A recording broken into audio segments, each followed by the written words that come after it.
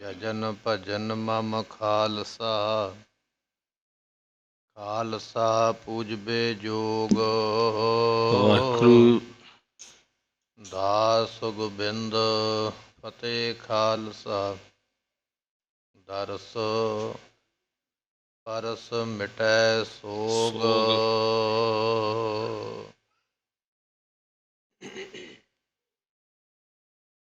ਗਗਨ ਦਮਾਮਾ ਬਾਜਿਓ।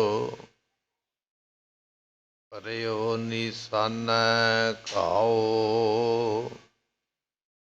ਖੇਤ ਜੋ ਮਾਂਡਿਓ ਸੂਰਮਾ। ਅਬ ਜੂਝਨ ਕੋ ਆਓ। ਖੇਤ ਜੋ ਮਾਂਡਿਓ ਸੂਰਮਾ। ਅਬ ਜੂਝਨ ਕੋ ਚਾਓ।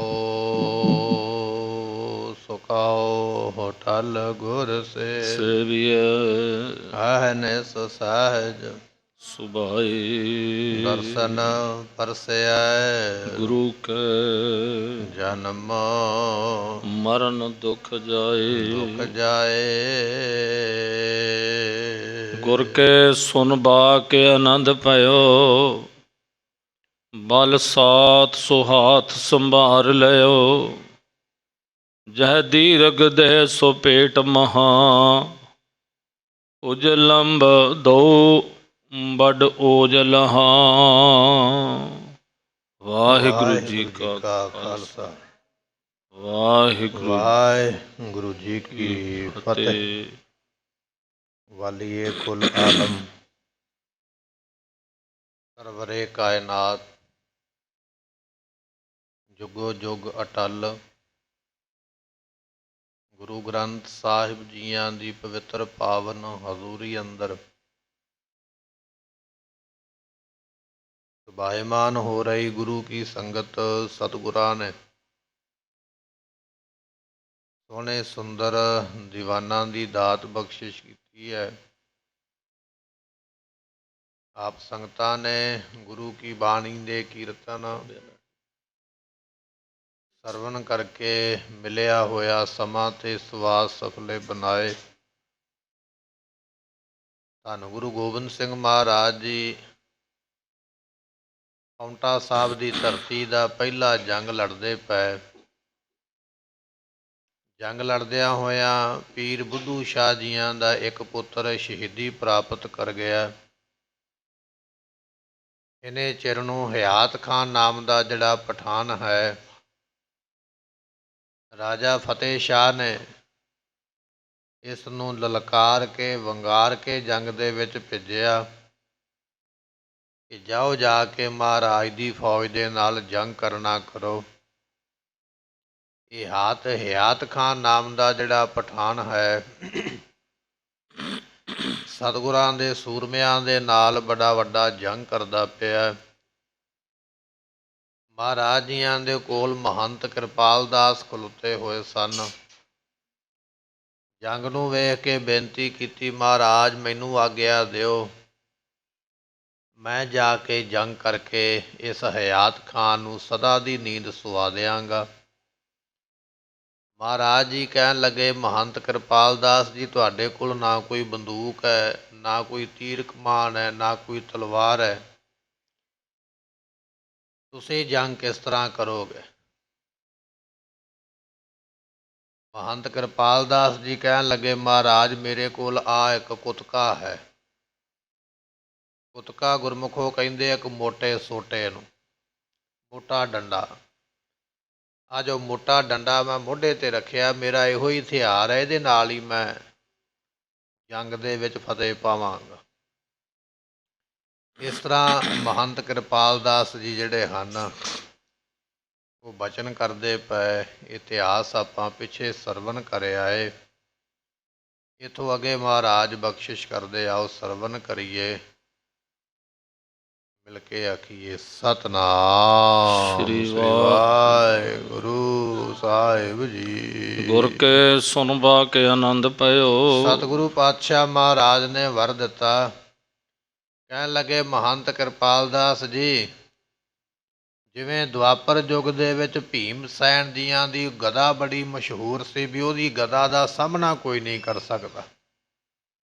ਗੁਰਮੁਖੋ ਗਦਾ ਕਿਹਾ ਜਾਂਦਾ ਗੁਰਜ ਨੂੰ, ਇੱਕ ਇਹ ਵੀ ਸ਼ਸਤਰ ਹੈ ਲੜਨ ਵਾਸਤੇ, ਪਰ ਇਹਦੇ ਕੁਝ ਅਸੂਲ ਨੇ ਕਿ ਇਹ ਗਦਾ ਜਿਹੜੀ ਹੈ ਲੱਕ ਤੋਂ ਥੱਲੇ ਇਹਦਾ ਵਾਰ ਨਹੀਂ ਕੀਤਾ ਜਾਂਦਾ। ਸੋ ਕਹਿਣ ਲੱਗੇ ਵੀ ਦੁਆਪਰ ਯੁੱਗ ਦੇ ਵਿੱਚ ਗਦਾ ਭੀਮ ਸੈਨ ਦੀ ਬੜੀ ਮਸ਼ਹੂਰ ਹੈ। ਇਸੇ ਤਰ੍ਹਾਂ ਮਹੰਤ ਕਿਰਪਾਲ ਦਾਸ ਜੀ ਤੁਹਾਡਾ ਇਹ ਕੁਤਕਾ ਜਿਹੜਾ ਮੋਟਾ ਡੰਡਾ ਹੈ ਨਾ, ਇਸ ਜੰਗ ਦੇ ਵਿੱਚ ਇਹ ਵੀ ਬੜਾ ਮਸ਼ਹੂਰ ਹੋਵੇਗਾ। ਰਹਿੰਦੀ ਦੁਨੀਆ ਤੱਕ ਤੁਹਾਡੇ ਇਸ ਕੁਤਕੇ ਦਾ ਨਾਮ, ਮੋਟੇ ਡੰਡੇ ਦਾ ਨਾਮ ਲੋਕ ਲੈਂਦੇ ਰਹਿਣਗੇ। ਐਸੀ ਤੁਹਾਨੂੰ ਫਤਿਹ ਮਿਲਣੀ ਹੈ। ਬਲ ਸਾਤ ਸੋ ਹਾਥ ਸੰਭਾਰ ਲਿਓ। ਜਦੋਂ ਮਹਾਰਾਜ ਨੇ ਇਹ ਬਚਨ ਕੀਤੇ ਤੇ ਮਹੰਤ ਕਿਰਪਾਲ ਦਾਸ ਨੇ ਦੋਨਾਂ ਹੱਥਾਂ ਦੇ ਨਾਲ ਉਸ ਕੁਤਕੇ ਨੂੰ, ਮੋਟੇ ਸੋਟੇ ਨੂੰ ਚੰਗੀ ਤਰ੍ਹਾਂ ਘੁੱਟ ਕੇ ਫੜਿਆ ਹੈ। ਜਹ ਦੀਰਘ ਦੇਹ ਸੋ ਪੇਟ ਮਹਾ। ਕਿਉਂਕਿ ਮਹੰਤ ਕਿਰਪਾਲ ਦਾਸ ਜੀਆਂ ਦਾ ਸਰੀਰ ਕਾਫੀ ਤਗੜਾ ਹੈ। ਸੋ ਲੰਮਾ ਚੌੜਾ ਕੱਦ ਹੈ ਤੇ ਕਹਿਣ ਲੱਗੇ ਵੱਡਾ ਪੇਟ ਹੈ, ਥੋੜਾ ਪੇਟ ਅੱਗੇ ਨੂੰ ਵਧਿਆ ਹੋਇਆ, ਵੱਡਾ ਢਿੱਡ ਹੈ, ਲੰਮਾ ਸਰੀਰ ਹੈ। ਐਸਾ ਮਹੰਤ ਜੀਆਂ ਦਾ ਸਰੀਰ ਹੈ। ਉਜ ਲੰਬ ਦੋ ਬੜ ਓਜ ਲਹਾ। ਅਤੇ ਦੋਨੇ ਬਾਹਾਂ ਲੰਬੀਆਂ ਨੇ। ਲੰਬੀਆਂ ਬਾਹਾਂ ਦੇ ਵਿੱਚ ਕਹਿਣ ਲੱਗੇ ਵੀ ਉਹ ਮੋਟਾ ਸੋਟਾ ਜਿਹੜਾ ਹੱਥ ਵਿੱਚ ਘੁੱਟ ਕੇ ਮਹੰਤ ਕਿਰਪਾਲ ਦਾਸ ਨੇ ਫੜ ਲਿਆ ਹੈ। ਜਟ ਜੂਟ ਜੁਟਿਓ ਜੈਸੀ ਤਰੇ। ਇਸ ਦੇ ਸਿਰ ਦੇ ਉੱਪਰ ਗੁਰਮੁਖੋ ਜਟਾਵਾਂ ਦਾ ਜੂੜਾ ਹੈ। ਮਹੰਤ ਕਿਰਪਾਲ ਦਾਸ ਦੇ ਸਿਰ ਦੇ ਉੱਪਰ ਜੜਾਵਾਂ ਨੇ।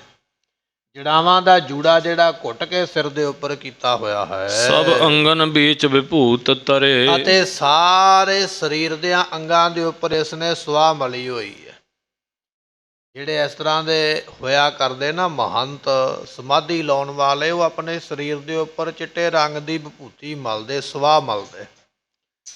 ਸੋ ਕਹਿਣ ਲੱਗੇ ਵੀ ਇਸ ਮਹੰਤ ਦੇ ਸਰੀਰ ਦੇ ਉੱਪਰ ਚਿੱਟੇ ਰੰਗ ਦੀ ਸੁਆਹ ਜਿਹੜੀ ਉਹ ਮਲੀ ਹੋਈ ਹੈ। ਨਿਜ ਤੇਜ ਤੁਰੰਗ ਤਵਾਏ ਚਲਿਓ। ਮਹੰਤ ਕਿਰਪਾਲ ਦਾਸ ਜੀ ਬੈਠ ਕੇ ਆਪਣੇ ਘੋੜੇ ਦੇ ਉੱਪਰ ਤੇ ਘੋੜੇ ਨੂੰ ਅੱਡੀ ਲਾਈ ਹੈ ਤੇ ਬੜੀ ਰਫ਼ਤਾਰ ਦੇ ਨਾਲ ਘੋੜੇ ਨੂੰ ਦੌੜਾ ਕੇ, ਭਜਾ ਕੇ ਤੇ ਜੰਗ ਵੱਲ ਨੂੰ ਦੌੜੇ ਜਾ ਰਹੇ ਹਨ। ਦਲ ਖਾਨਨ ਕੋ ਤਤਕਾਲ ਦਲਿਓ। ਤੇ ਕਹਿਣ ਲੱਗੇ ਵੀ ਇਸ ਤਰ੍ਹਾਂ ਮਹੰਤ ਕਿਰਪਾਲ ਦਾਸ ਜੀ ਘੋੜਾ ਭਜਾ ਕੇ ਛੇਤੀ ਦੇ ਨਾਲ, ਜਿੱਥੇ ਉਹ ਪਠਾਨ ਲੜਦੇ ਪਏ ਸਨ, ਹਯਾਤ ਖਾਨ ਵਰਗੇ, ਭੀਖਨ ਖਾਂ ਵਰਗੇ, ਇਹ ਮਹੰਤ ਕਿਰਪਾਲ ਦਾਸ ਜੀ ਉਸ ਫੌਜ ਦੇ ਵਿੱਚ ਜਾ ਕੇ ਪਹੁੰਚੇ ਹਨ। ਤਨ ਭੈਰਵ ਭੇਖ ਸੁਪੈਦ ਕਰਿਓ। ਕਹਿਣ ਲੱਗੇ ਵੀ ਅੱਜ ਮਹੰਤ ਕਿਰਪਾਲ ਦਾਸ ਜੀਆਂ ਦਾ ਮੰਨ ਲਓ ਸਰੀਰ ਭੈਰਵ ਲੱਗਦਾ ਪਿਆ। ਭੈਰਵ ਕਿਹਾ ਜਾਂਦਾ ਜਿਵੇਂ ਸ਼ਿਵ ਜੀ ਹੈ, ਤੇ ਜੰਗ ਦੇ ਮੈਦਾਨ ਦੇ ਵਿੱਚ ਜਟਾ ਦੇ ਸਮੇਤ, ਵਿਭੂਤੀ ਦੇ ਸਮੇਤ ਤਰਸੂਲ ਪਕੜ ਕੇ ਜੰਗ ਕਰਦੇ। ਕਹਿਣ ਲੱਗੇ ਐਸਾ ਕੁਝ ਸਰੀਰ ਅੱਜ ਮਹੰਤ ਕਿਰਪਾਲ ਜੀਆਂ ਦਾ ਦਿਸਦਾ ਹੈ। ਦ੍ਰਿਗ ਆਨੰਦ ਲਾਲ ਸੁਕੋ ਪਰਿਓ। ਉਸ ਵੇਲੇ ਮਹੰਤ ਕਿਰਪਾਲ ਦਾਸ ਜੀਆਂ ਨੂੰ ਗੁਰਮੁਖੋ ਗੁੱਸਾ ਇੰਨਾ ਹੈ, ਵੀਰ ਰਸ ਇੰਨਾ ਚੜਿਆ ਹੋਇਆ ਵੀ ਨੇਤਰ ਲਾਲ ਹੋ ਗਿਆ ਗੁੱਸੇ ਦੇ ਨਾਲ। ਐਸਾ ਸਰੂਪ ਇਹਨਾਂ ਦਾ ਭਿਆਨਕ ਬਣਿਆ ਹੈ। ਡਰਪਾਏ ਪਠਾਨਨ ਅਗਰ ਪਇਓ। ਇਹ ਕਹਿਣ ਲੱਗੇ ਡਰਪਾਏ ਪਠਾਨਨ, ਜਦੋਂ ਪਠਾਣਾ ਨੇ ਐਸਾ ਸਰੂਪ ਵੇਖਿਆ ਨਾ ਮਹੰਤ ਕਿਰਪਾਲ ਦਾਸ ਦਾ, ਲਾਲ ਨੇਤਰ ਵੇਖੇ ਤੇ ਗੁੱਸਾ ਵੇਖਿਆ ਤਣ ਦੇ ਉੱਪਰ, ਇਹ ਪਠਾਨ ਮਹੰਤ ਜੀ ਨੂੰ ਵੇਖ ਕੇ ਡਰ ਗਏ, ਕੰਬ ਗਏ ਕਈ ਵਾਰੀ ਐਸਾ ਸਰੂਪ ਤੱਕ ਕੇ। ਤਤਕਾਲ ਹਯਾਤ ਬੰਗਾਰ ਲਿਓ। ਉਸ ਵੇਲੇ ਹਯਾਤ ਖਾਂ ਕਿਤੇ ਪਾਸੇ ਆਸੇ ਜੰਗ ਕਰਦਾ ਪਿਆ। ਮਹੰਤ ਕਿਰਪਾਲ ਦਾਸ ਜੀਆਂ ਨੇ ਫਿਰ ਲਲਕਾਰਾ ਮਾਰਿਆ, ਵੰਗਾਰਿਆ, ਕਹਿਣ ਲੱਗੇ ਓ ਹਯਾਤ ਖਾਨ ਇੱਧਰ ਆ, ਸਾਡੇ ਨਾਲ ਜੰਗ ਕਰ। ਕੀ ਤੂੰ ਆਪਣੀ ਬਹਾਦਰੀ ਵਿਖਾਉਂਦਾ ਪਿਆ? ਮੈਂ ਬੜਾ ਬਹਾਦਰ ਹਾਂ। ਜੇ ਤੂੰ ਵਾਕਿਆ ਹੀ ਬਹਾਦਰ ਹੈ ਤੇ ਆ ਮੇਰੇ ਨਾਲ ਆ ਕੇ ਜੰਗ ਕਰ, ਤੇਰਾ ਪਤਾ ਲੱਗੇ ਵੀ ਕਿੱਡਾ ਕੁ ਵੱਡਾ ਤੂੰ ਬਹਾਦਰ ਹੈ। ਇਸ ਤਰ੍ਹਾਂ ਮਹੰਤ ਕਿਰਪਾਲ ਦਾਸ ਨੇ ਵੰਗਾਰਿਆ ਇਸ ਹਯਾਤ ਖਾਨ ਨੂੰ ਜੰਗ ਦੇ ਵਿੱਚ ਜਾ ਕੇ। ਕਿਤ ਜਾਤ ਭਜੋ ਇਤ ਹੋ ਖਰਿਓ। ਤੂੰ ਕਿੱਧਰ ਨੂੰ ਭੱਜਾ ਜਾਂਦਾ ਹੈ? ਮੈਂ ਤੇ ਇਸ ਪਾਸੇ ਖਲੋਤਾ ਜੰਗ ਕਰਨ ਵਾਸਤੇ, ਤੂੰ ਮੈਨੂੰ ਛੱਡ ਕੇ ਹੋਰਾਂ ਪਾਸੇ ਜਾ ਕੇ ਜੰਗ ਕਰਦਾ ਪਿਆ। ਕਿਸ ਪਾਸੇ ਭੱਜਾ ਜਾਂਦਾ, ਕਿੱਧਰ ਦੌੜਦਾ ਪਿਆ? ਇੱਧਰ ਆ, ਸਾਡੇ ਨਾਲ ਆ ਕੇ ਜੰਗ ਕਰਨਾ ਕਰ। ਮਮ ਸਾਥ ਕਿਰਪਾਨ ਨਿਕਾਰ ਲਰਿਓ। ਤੇ ਉਸ ਵੇਲੇ ਆ ਮੇਰੇ ਨਾਲ ਕੱਢ ਤੂੰ ਆਪਣੀ ਕਿਰਪਾਨ, ਤੇਰੇ ਕੋਲ ਕਿਰਪਾਨ ਹੈ, ਮੇਰੇ ਕੋਲ ਡੰਡਾ, ਮੇਰੇ ਨਾਲ ਜੰਗ ਕਰ। ਮੈਂ ਤੈਨੂੰ ਦੱਸਾਂ ਵੀ ਜੰਗ ਵਿੱਚ ਕਿਵੇਂ ਕਿਵੇਂ ਹਥਿਆਰ ਵਰਤੀ ਦੇ। ਆ ਸਾਡੇ ਨਾਲ ਜੰਗ ਕਰਨਾ ਕਰ। ਹਮਰੇ ਬਹੁ ਵੀਰ ਹਤੇ ਰਨ ਮੈਂ। ਤੂੰ ਸਾਡੇ ਬਹੁਤ ਜ਼ਿਆਦੇ ਸੂਰਮੇ ਜੰਗ ਵਿੱਚ ਮਾਰੇ ਨੇ, ਮੈਂ ਕਿੰਨੇ ਚਿਰ ਤੋਂ ਦੇਖਦਾ ਪਿਆ ਤੈਨੂੰ ਜੰਗ ਲੜਦਿਆਂ ਹੋਇਆ। ਮਹੰਤ ਕਿਰਪਾਲ ਦਾਸ ਜੀ ਵੰਗਾਰਦੇ ਪਏ ਹਿਆਤ ਖਾਨ ਪਠਾਨ ਨੂੰ, ਤੂੰ ਬੜੇ ਸਾਡੇ ਸੂਰਮੇ ਮਾਰੇ ਜੰਗ ਦੇ ਵਿੱਚ, ਮੈਂ ਉਹ ਆਪਣੇ ਸੂਰਮੇ ਮਰਦੇ ਵੇਖੇ ਹਨ। ਅਬ ਸਨਮੁਖ ਧੀਰ ਧਰੋ ਮਨ ਮੈਂ। ਹੁਣ ਜੇ ਤੂੰ ਵਾਕਿਆ ਹੀ ਆਪਣੇ ਆਪ ਨੂੰ ਮਰਦ ਖਵਾਉਂਦਾ, ਵਾਕਿਆ ਹੀ ਆਪਣੇ ਆਪ ਨੂੰ ਸੂਰਮਾ ਖਵਾਉਂਦਾ, ਤੇ ਫਿਰ ਧੀਰਜ ਰੱਖ ਤੇ ਮੇਰੇ ਸਾਹਮਣੇ ਆ। ਜੇ ਤੂੰ ਆਪਣੇ ਆਪ ਨੂੰ ਸੂਰਮਾ ਖਵਾਉਂਦਾ ਨਾ, ਫਿਰ ਡਰਦਾ ਕਿਉਂ ਹੈ? ਆ ਮੇਰੇ ਸਾਹਮਣੇ, ਸਾਡੇ ਸਾਹਮਣੇ ਆ ਕੇ ਜੰਗ ਕਰਕੇ ਵਿਖਾਉਣਾ ਕਰ। ਸੁਨ ਖਾਨ ਮੁਰਿਓ ਲਲਕਾਰਤ ਹੀ। ਕਹਿਣ ਲੱਗੇ ਹਿਆਤ ਖਾਨ ਜਿੱਥੇ ਲੜਦਾ ਪਿਆ ਸੀ ਨਾ ਆਪਣਾ ਜੰਗ, ਉੱਥੇ ਹੀ ਛੱਡ ਕੇ ਤੇ ਵਾਪਸ ਮੁੜ ਪਿਆ। ਜਿੱਥੇ ਮਹੰਤ ਕਿਰਪਾਲ ਦਾਸ ਖਲੋਤੇ ਸਨ ਉਸ ਪਾਸੇ ਨੂੰ ਹਿਆਤ ਖਾਨ ਆਪਣਾ ਜੰਗ ਦਾ ਮੈਦਾਨ ਛੱਡ ਕੇ, ਉਹ ਟਿਕਾਣਾ ਛੱਡ ਕੇ ਜਿੱਥੇ ਪਹਿਲਾਂ ਜੰਗ ਕਰਦਾ ਪਿਆ, ਵਾਪਸ ਮੁੜਿਆ ਉਸ ਪਾਸੇ ਨੂੰ ਆ ਗਿਆ ਜਿੱਥੇ ਮਹੰਤ ਕਿਰਪਾਲ ਦਾਸ ਜੀ ਖੜ ਕੇ ਇਸ ਨੂੰ ਵੰਗਾਰਦੇ ਪਏ ਹਨ।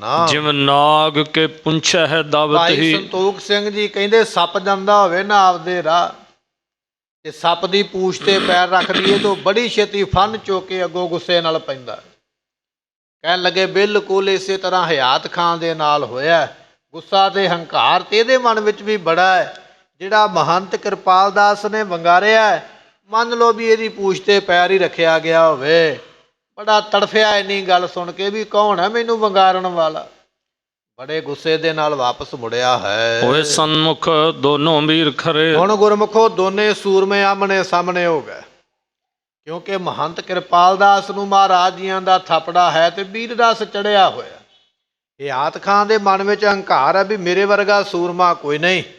ਦੋਨੇ ਸੂਰਮੇ ਜੰਗ ਵਾਸਤੇ ਇੱਕ ਦੂਜੇ ਦੇ ਸਾਹਮਣੇ ਹੋਏ ਹਨ। ਤਲਵਾਰ ਨਿਕਾਰਿਆ ਕੋਪ ਪਰੇ। ਉਸ ਵੇਲੇ ਇਸ ਹਿਆਤ ਖਾਨ ਪਠਾਨ ਨੇ ਕੱਢੀ ਤਲਵਾਰ ਮਿਆਨ ਦੇ ਵਿੱਚੋਂ ਬਾਹਰ, ਕਿਉਂਕਿ ਮਹੰਤ ਕਿਰਪਾਲ ਦਾਸ ਜੀ ਦੇ ਕੋਲ ਕੋਈ ਬੰਦੂਕ ਨਹੀਂ ਹੈ, ਕੋਈ ਤੀਰ ਕਮਾਨ ਨਹੀਂ ਹੈ। ਆਮਣੇ ਸਾਹਮਣੇ ਦੀ ਲੜਾਈ ਕਰਨ ਵਾਸਤੇ ਹਿਆਤ ਖਾਨ ਨੇ ਕਹਿੰਦੇ ਤਲਵਾਰ ਕੱਢ ਕੇ ਹੱਥ ਵਿੱਚ ਤੇ ਸਾਹਮਣੇ ਹੋਇਆ ਹੈ। ਕੁੱਤ ਕਾ ਬੜ ਮੋਟ ਸੰਭਾਰ ਸਵੈ। ਇਧਰੋਂ ਮਹੰਤ ਕਿਰਪਾਲ ਦਾਸ ਨੇ ਗੁਰਮੁਖੋ ਮੋਟਾ ਸੋਟਾ ਜਿਹੜਾ ਮੋਢੇ ਤੇ ਰੱਖਿਆ ਸੀ, ਕੁੱਤਕਾ ਜਿਵੇਂ ਕਿ ਰਗੜਾ ਲਾਉਣ ਵਾਸਤੇ ਮੋਟਾ ਡੰਡਾ ਵਰਤਿਆ ਜਾਂਦਾ ਨਾ, 5-6 ਫੁੱਟ ਦਾ ਮੋਟਾ, ਇਸ ਤਰ੍ਹਾਂ ਦਾ ਡੰਡਾ ਹੱਥ ਵਿੱਚ ਫੜਿਆ ਹੋਇਆ ਮੁਦਗਰ।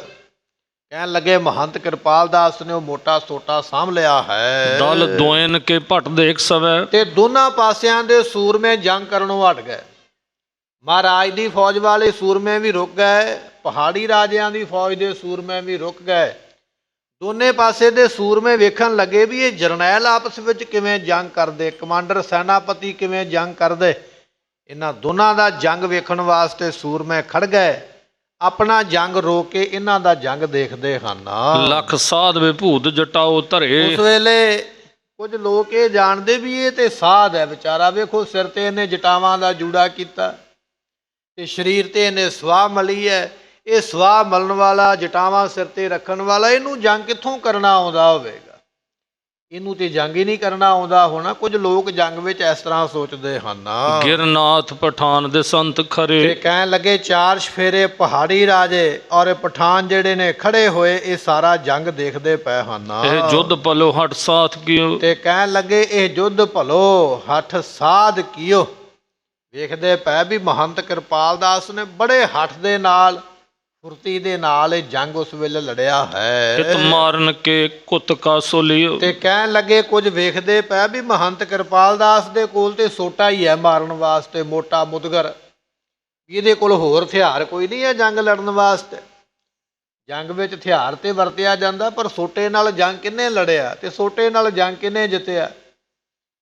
ਸਾਰੀਆਂ ਫੌਜਾਂ ਵੇਖਦੀਆਂ ਪਈਆਂ ਵੀ ਇਹ ਮਹੰਤ ਐਡੇ ਮੋਟੇ ਸੋਟੇ ਨਾਲ ਕਿਵੇਂ ਜੰਗ ਲੜ ਸਕਦਾ ਹੈ। ਤਜ ਕਹਿ ਰਨ ਦੇਖਨ ਦੋ ਇਨਕੋ। ਆਪੋ ਆਪਣੀ ਜੰਗ ਛੱਡ ਕੇ ਸਾਰੇ ਸੂਰਮੇ ਇਹਨਾਂ ਦਾ ਜੰਗ ਦੇਖਦੇ ਪਏ ਹਨ।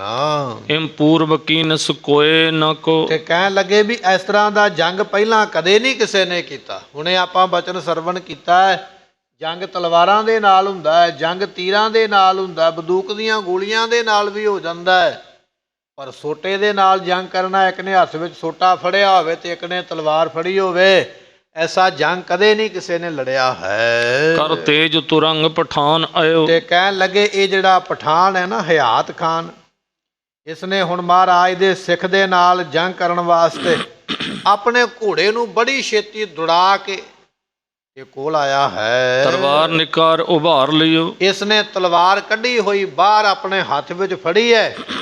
ਮਹੰਤ ਕਿਰਪਾਲ ਦਾਸ ਦੇ ਉੱਪਰ ਤਲਵਾਰ ਦਾ ਵਾਰ ਕਰਨ ਵਾਸਤੇ ਇਸ ਨੇ ਆਪਣੀ ਬਾਹ ਨੂੰ ਉੱਪਰ ਨੂੰ ਕੀਤਾ, ਤਲਵਾਰ ਨੂੰ ਉੱਪਰੋਂ ਲਿਆ ਕੇ ਥੱਲੇ ਮਾਰਨ ਵਾਸਤੇ ਆਪਣਾ ਹੱਥ ਚੁੱਕਿਆ ਹੈ। ਔਰ ਧੀਰਜ ਸਨਮੁਖ ਸਾਧ ਖਰਿਓ। ਤੇ ਕਹਿਣ ਲੱਗੇ ਇਹ ਜਿਹੜੇ ਮਹੰਤ ਕਿਰਪਾਲ ਦਾਸ ਬਿਲਕੁਲ ਬੜੀ ਧੀਰਜ ਨਾਲ ਖਲੋਤੇ ਹੋ, ਡਾਰੀ ਕੋਈ ਨਹੀਂ ਹੈ। ਮਨ ਵਿੱਚ ਭੈ ਨਹੀਂ ਹੈ ਵੀ ਤਲਵਾਰ ਉੱਪਰ ਨੂੰ ਲੈ ਕੇ ਗਿਆ ਤੇ ਹੁਣ ਮੇਰੇ ਮਾਰੇਗਾ ਤੇ ਮੇਰਾ ਸਰੀਰ ਵੱਢ ਦੇਵੇਗਾ, ਨਹੀਂ। ਬੜੀ ਨਿਰਭੈਤਾ ਨਾਲ, ਬੜੀ ਧੀਰਜ ਨਾਲ ਜੰਗ ਦੇ ਮੈਦਾਨ ਦੇ ਵਿੱਚ ਮਹੰਤ ਕਿਰਪਾਲ ਦਾਸ ਖੜੇ ਹੋਏ ਹਨ। ਕੁੱਤ ਕਾ ਗਹਿ ਨੈਕ ਨਹੀਂ ਡਰਿਓ। ਕਿਉਂਕਿ ਹੱਥ ਵਿੱਚ ਮੋਟਾ ਸੋਟਾ ਫੜਿਆ। ਡਰ ਕਾਹਦਾ ਹੈ? ਤਲਵਾਰ ਦਾ ਵਾਰ ਮਾਰੇਗਾ ਤੇ ਮੈਂ ਸੋਟਾ ਅੱਗੇ ਕਰ ਦੇਣਾ। ਮੋਟਾ ਸੋਟਾ ਹੱਥ ਵਿੱਚ ਫੜ ਕੇ ਨਿਰਭੈਤਾ ਦੇ ਨਾਲ ਮਹੰਤ ਕਿਰਪਾਲ ਦਾਸ ਜੀ ਖੜੇ। ਗੁਰਮੁਖੋ ਬਚਨ ਇਹ ਆ ਵੀ ਧੰਨ ਗੁਰੂ ਗੋਬਿੰਦ ਸਿੰਘ ਮਹਾਰਾਜ ਦਾ ਥਾਪੜਾ ਹੈ ਨਾ ਮਗਰ ਵੀ ਤੇਰਾ ਇਹ ਕੁਤਕਾ ਦੁਨੀਆ ਵਿੱਚ ਮਸ਼ਹੂਰ ਹੋਵੇਗਾ। ਵਰਜੂ ਲੈ ਕੇ ਗਿਆ ਮਹਾਰਾਜ ਕੋਲੋਂ, ਫਿਰ ਡਰ ਕਾਹਦਾ?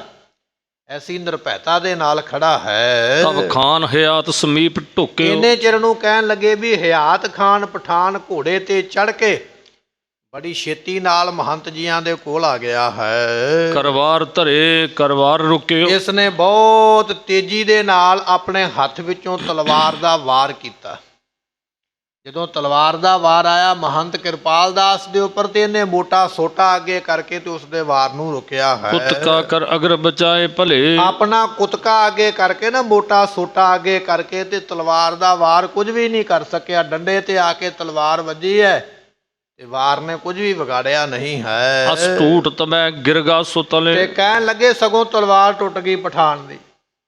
ਜਿਹੜਾ ਮਨ ਵਿੱਚ ਹਉਮੈ ਤੇ ਹੰਕਾਰ ਲੈ ਕੇ ਆਇਆ ਨਾ ਵੀ ਮੈਂ ਬੜਾ ਜੰਗ ਕਰਨਾ ਜਾਣਦਾ ਔਰ ਮੈਂ ਬੜੇ ਜੰਗ ਜਿੱਤੇ, ਜਦੋਂ ਜ਼ੋਰ ਦੇ ਨਾਲ ਤਲਵਾਰ ਚਲਾਈ ਤੇ ਮਹੰਤ ਜੀਆਂ ਨੇ ਮੋਟਾ ਸੋਟਾ ਅੱਗੇ ਕਰ ਦਿੱਤਾ।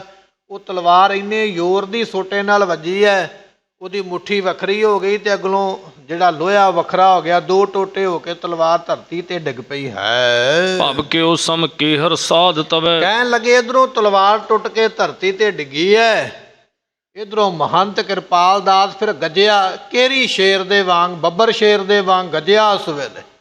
ਗੱਜ ਕੇ ਤੇ ਕਹਿੰਦੇ ਫਿਰ ਦਲ ਦੋਏ ਬਿਲੋਕਤ ਬੀਰ ਸਭੈ। ਦੋਨੇ ਪਾਸਿਆਂ ਦੇ ਸੂਰਮੇ ਵੇਖਦੇ ਪਏ ਵੀ ਹਿਆਤ ਖਾਨ ਨੇ ਤਲਵਾਰ ਚਲਾਈ ਹੈ ਤੇ ਟੁੱਟ ਗਈ ਹੈ। ਹੁਣ ਵਾਰ ਕਰਨ ਦੀ ਵਾਰੀ ਮਹੰਤ ਕਿਰਪਾਲ ਦਾਸ ਦੀ ਹੈ। ਬੜਾ ਗੁੱਸੇ ਨਾਲ ਗੱਜਦਾ ਪਿਆ। ਸਾਰੀਆਂ ਫੌਜਾਂ ਦੇਖਦੀਆਂ ਪਈਆਂ ਕੁੱਤ ਕਾਬਲ ਹੱਥ ਸੰਭਾਰ ਲਿਓ। ਉਸ ਵੇਲੇ ਮਹੰਤ ਕਿਰਪਾਲ ਦਾਸ ਜੀਆਂ ਨੇ ਸੋਟਾ ਤੇ ਗੁਰਮੁਖੋ ਪਹਿਲਾਂ ਹੀ ਬੜਾ ਮਜ਼ਬੂਤੀ ਨਾਲ ਪਕੜਿਆ ਹੋਇਆ। ਹੁਣ ਹੋਰ ਵੀ ਘੁੱਟ ਕੇ ਫੜ ਲਿਆ ਵੀ ਮੈਂ ਵਾਰ ਕਰਨਾ ਕਿਤੇ ਛੁੱਟ ਨਾ ਜਾਵੇ।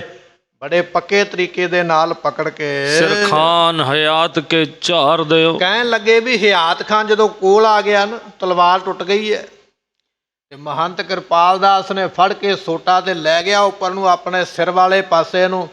ਹੁਣ ਗੁਰਮੁਖੋ ਕੱਦ ਵੀ ਲੰਮਾ ਹੈ ਤੇ ਬਾਹਾਂ ਵੀ ਲੰਮੀਆਂ ਨੇ ਤੇ ਅੱਗੋਂ ਸੋਟਾ ਹੋਰ ਲੰਬਾਈ ਵੱਧ ਗਈ। ਫਿਰ ਬੜੇ ਜ਼ੋਰ ਦੇ ਨਾਲ ਉੱਪਰੋਂ ਆਕਾਸ਼ ਵਾਲੇ ਪਾਸਿਓਂ ਲਿਆ ਕੇ ਸੋਟਾ ਮਹੰਤ ਕਿਰਪਾਲ ਦਾਸ ਦੇ ਸਿਰ ਵਿੱਚ, ਮਹੰਤ ਕਿਰਪਾਲ ਦਾਸ ਨੇ ਹਿਆਤ ਖਾਨ ਦੇ ਸਿਰ ਵਿੱਚ ਮਾਰਿਆ ਹੈ। ਪਗ ਕੋ ਬਲ ਪਾਏ ਰਕਾਬਨ ਪੈ। ਕਹਿਣ ਲੱਗੇ ਆਪਣਾ ਪੂਰਾ ਜ਼ੋਰ ਹੀ ਲਾ ਦਿੱਤਾ।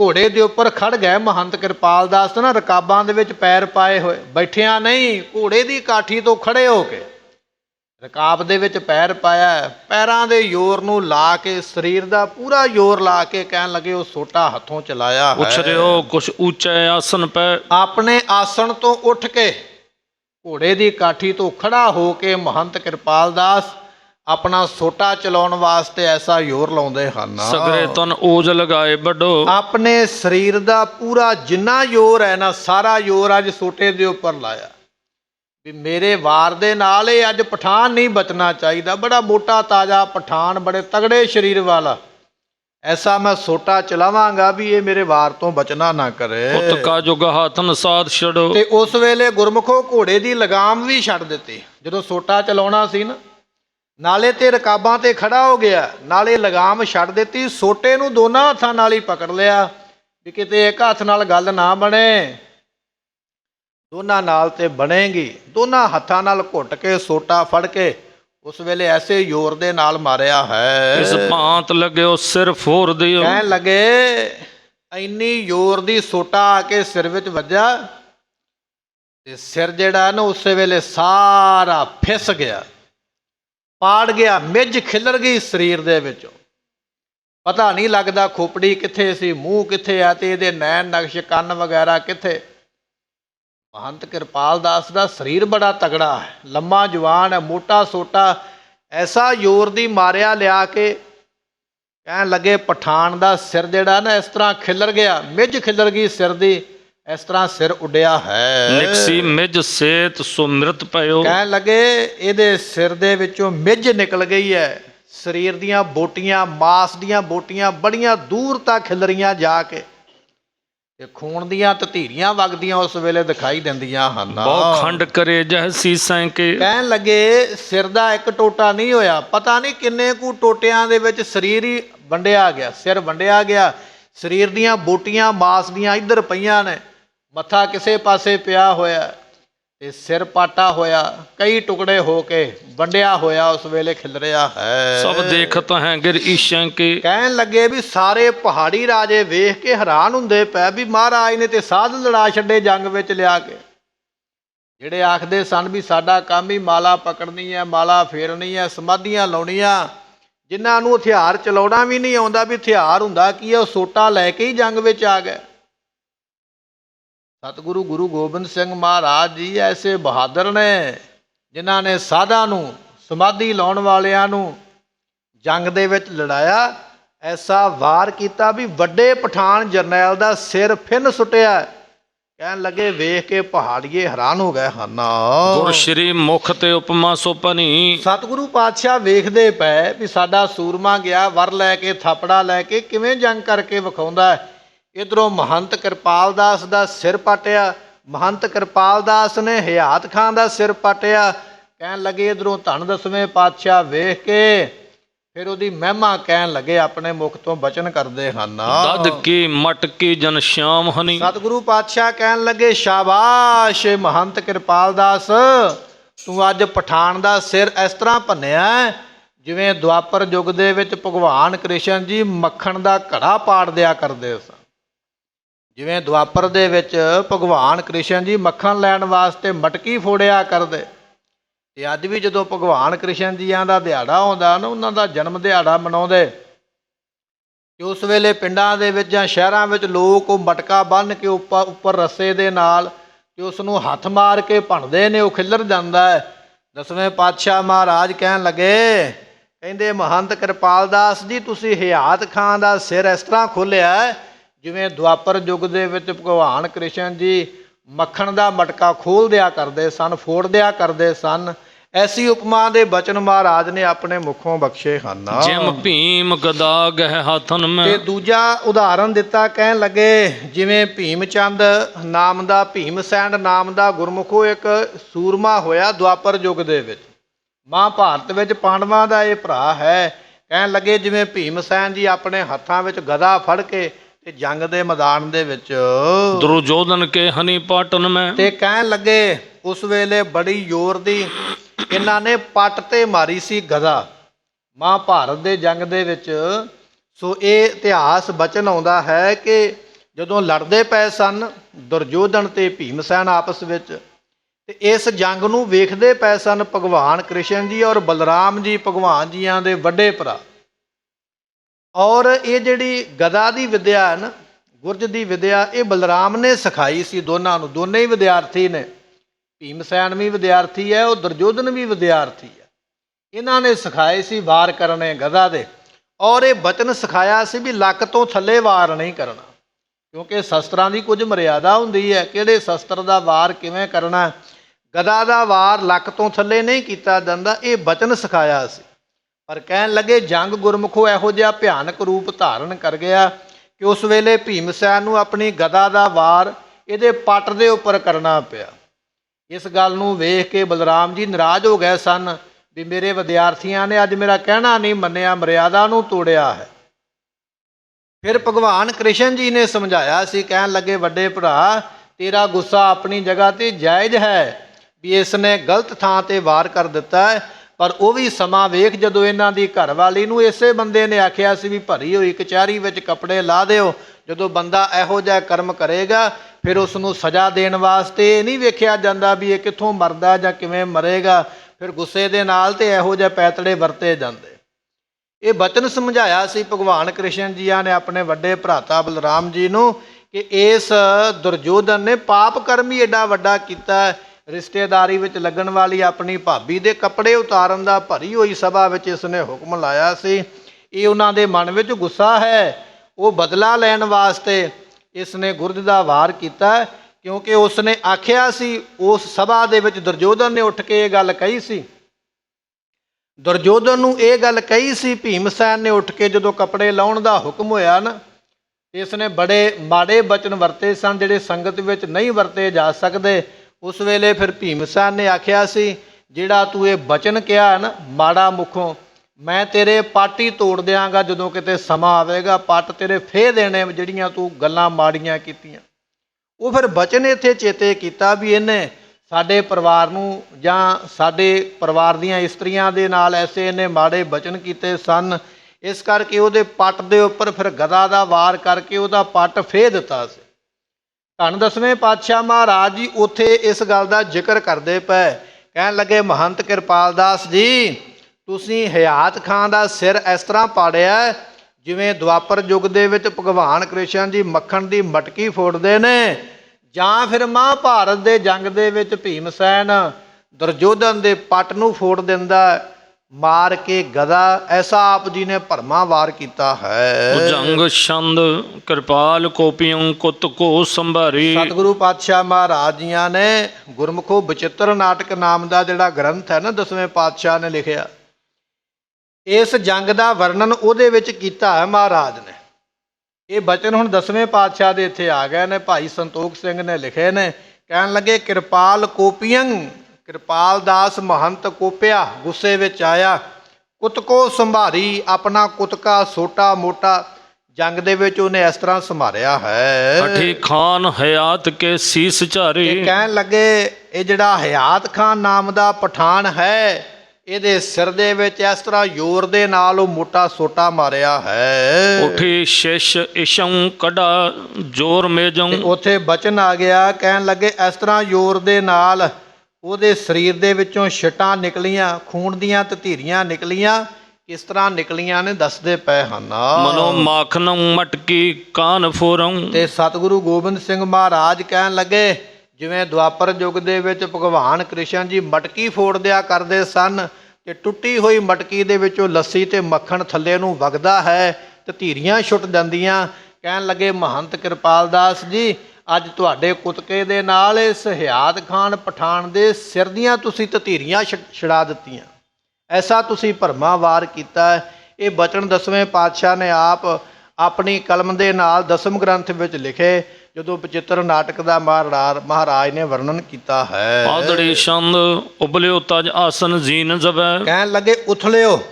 ਉਸ ਵੇਲੇ ਇਹ ਮਹੰਤ ਕਿਰਪਾਲ ਦਾਸ ਜੀ ਆਪਣੇ ਆਸਣ ਤੋਂ ਉਥਲ ਕੇ, ਭਾਵ ਕੇ ਉੱਪਰ ਨੂੰ ਉੱਠ ਕੇ, ਆਪਣੇ ਘੋੜੇ ਦੀ ਕਾਠੀ ਤੋਂ ਗਿਰ ਭੂਮ ਪਰਿਉ ਕਰ ਸ਼ੀਗਰ ਤਵੈ। ਐਸਾ ਵਾਰ ਕੀਤਾ ਕਿ ਇਹ ਜਿਹੜਾ ਹਯਾਤ ਖਾਨ ਪਠਾਨ ਘੋੜੇ ਤੇ ਚੜਿਆ ਆਉਂਦਾ ਸੀ, ਉਲਥ ਕੇ ਉੱਪਰੋਂ, ਘੋੜੇ ਦੇ ਉੱਪਰੋਂ ਕਾਠੀ ਤੋਂ ਉਲਥ ਕੇ ਥੱਲੇ ਆ ਕੇ ਧਰਤੀ ਦੇ ਉੱਪਰ ਡਿੱਗਾ ਹੈ। ਛੁੱਟ ਭਾਜ ਤੁਰੰਗਮ ਦੂਰ ਗਏ। ਕਹਿਣ ਲੱਗੇ, ਅਜੇ ਡਿੱਗਿਆ ਹੀ ਹੈ ਹਯਾਤ ਖਾਨ ਪਠਾਨ ਥੱਲੇ ਆ ਕੇ। ਘੋੜਾ ਐਸਾ ਡਰਿਆ, ਆਪਣੇ ਮਾਲਕ ਨੂੰ ਜੰਗ ਮੈਦਾਨ ਵਿੱਚ ਮਰਿਆ ਸੁੱਟ ਕੇ, ਤੇ ਘੋੜਾ ਦੌੜ ਗਿਆ ਮੈਦਾਨ ਦੇ ਵਿੱਚੋਂ।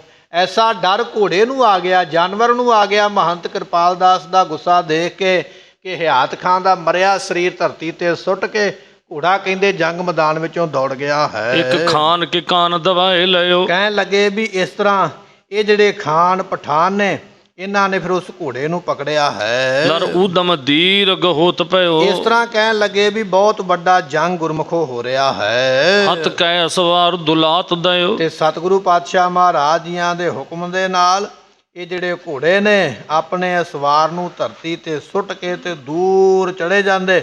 ਫਿਰ ਕਿਸੇ ਪਠਾਨ ਨੇ ਜਾ ਕੇ ਇਸ ਘੋੜੇ ਨੂੰ ਪਕੜਿਆ ਹੈ, ਅਤੇ ਬਹੁਤ ਜ਼ਿਆਦਾ ਉਸ ਵੇਲੇ ਰੌਲਾ ਪਿਆ। ਕਹਿਣ ਲੱਗੇ, ਘੋੜਾ ਵੀ ਦੁਲੱਤੇ ਮਾਰਦਾ ਪਕੜਨ ਵਾਲੇ ਨੂੰ। ਐਸਾ ਮੈਦਾਨ ਵਿੱਚ ਡਰਿਆ ਹੈ। ਤਬ ਕੇਤਕ ਖਾਨ ਤਬਾਏ ਆਏ, ਉਸ ਵੇਲੇ ਕੁਝ ਕੁ ਫਿਰ ਜਿਹੜੇ ਖਾਨ ਪਠਾਨ ਨੇ ਦੌੜ ਕੇ ਆਏ ਹਨ। ਵਿਚਾਰ ਮਹੰਤ ਹੈ ਘੇਰ ਲਏ। ਤੇ ਇਸ ਮਹੰਤ ਨੂੰ ਇਹਨਾਂ ਨੇ ਘੇਰ ਲਿਆ 4 ਸਫੇਰੇ ਤੋਂ ਆ ਕੇ। ਜਦੋਂ ਇਹਨਾਂ ਦਾ ਜਰਨੈਲ ਮਾਰਿਆ ਨਾ ਮਹੰਤ ਕਿਰਪਾਲ ਦਾਸ ਨੇ, ਤੇ ਕਹਿਣ ਲੱਗੇ ਕਈ ਪਠਾਨਾਂ ਨੇ ਦੌੜ ਕੇ ਆ ਕੇ ਮਹੰਤ ਨੂੰ ਘੇਰ ਲਿਆ ਹੈ। ਤਬ ਕ੍ਰੋਧਤ ਸਨਮੁਖ ਧਾਏ ਪਰਿਓ, ਤੇ ਫਿਰ ਕਹਿਣ ਲੱਗੇ ਇਹ ਮਹੰਤ ਜੀ ਬੜੇ ਗੁੱਸੇ ਵਿੱਚ ਆ ਕੇ ਉਹਨਾਂ ਦੇ ਸਾਹਮਣੇ ਹੋ ਕੇ ਲੜੇ ਹਨ। ਇੱਕ ਸੀਸ ਤੁਰੰਗ ਹੈ ਘਾਤ ਤੇ ਕਰਿਓ। ਮਹੰਤ ਜੀ ਅਜੇ ਵੀ ਟਲੇ ਨਹੀਂ। ਕਹਿਣ ਲੱਗੇ ਪਹਿਲਾ ਡੰਡਾ ਤੇ ਵੱਜਾ ਸੀ ਇਹਦੇ ਹਿਆਤ ਖਾਨ ਦੇ, ਤੇ ਉਹ ਮਰ ਗਿਆ।